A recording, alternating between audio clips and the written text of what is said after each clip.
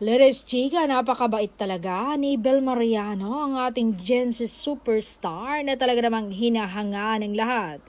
Some people show kindness for the cameras. Belle does it quietly from the heart. You may not hear it from her, but the life she's touched will always speak for it. Truly inspiring. Ito nga ang mga ilan. Sabi nga ng isang netizen, kwento ko lang kung gaano kabait ang isang Bel Mariano. My sister is government employee at isa sa kawork ng kapatid ko.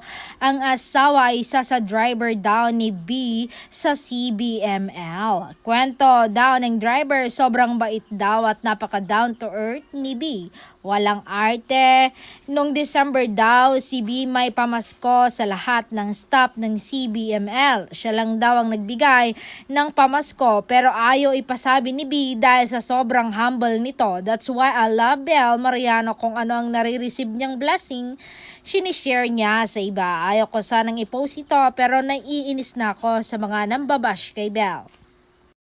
Ayon pa sa isa, nag-help din siya dati sa Home for the Aged. Nagpa-picture sa kanya yung isang staff, tapos pinost ng staff, kaya mahal na mahal ko talaga yung Belinda na yan.